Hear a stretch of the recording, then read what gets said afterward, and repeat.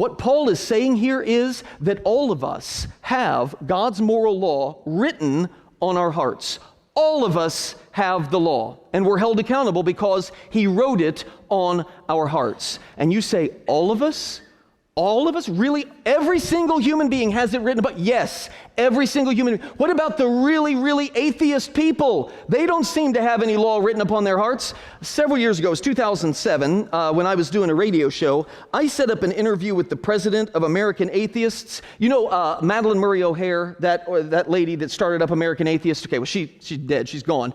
That was harsh. She's no longer with us. But Ellen Johnson was the president at the time. So I thought this would be entertaining radio. I'll invite her on the show. What I always remember about this is that night I was doing a presentation at a church and Pammy Spangler was there, and Pammy Spangler walks up to me. She probably doesn't even remember this, but she had heard it that day, and she just came up in her Pammy Spangler style, which the rest of you can appreciate, and just said, so that interview, what in the world was that all about? I just will never forget that exchange that I had with her. Look, I want to play a clip for you because two things you're going to notice. Number one, this woman really, really liked me.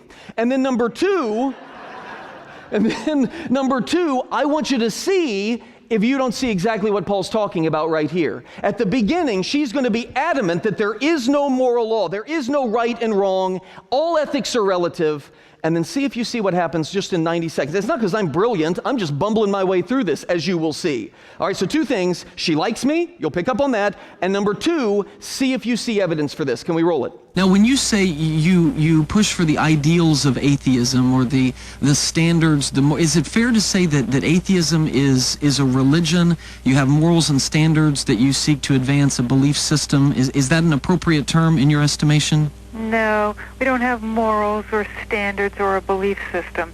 You know, yeah, ethics are relative. Of course, nothing is all black and white, and that's a good thing because life is not black and white. Well, what we have to be careful of is that we don't misinterpret the difference between moral truth and changing relativistic circumstances. For instance, I would encourage you to try to point out a society where running away in battle is looked at as an honorable thing, or beating someone is assault and battery is looked at as an honorable thing. There is a moral standard that exists across civilizations. Where in Saudi Arabia they beat the women. And that's a Muslim country. They beat the women.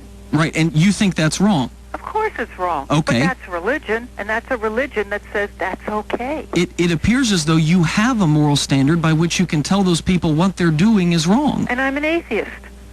Right. Okay. You picked up on that, right? Okay, it's not because I'm a genius. She just falls into that. Okay, when you attempt to deny the moral law, you end up affirming it. At the beginning, all ethics are relative. There is no right, there is no wrong. Did it sound at the end of that 90 seconds that when it came to the issue of beating women, there was a clear right and a clear wrong there? Okay, that's exactly what Paul is talking about, the moral law we all have, whether you want to pretend that you do or not. C.S. Lewis, the great Christian thinker, he wrote it this way.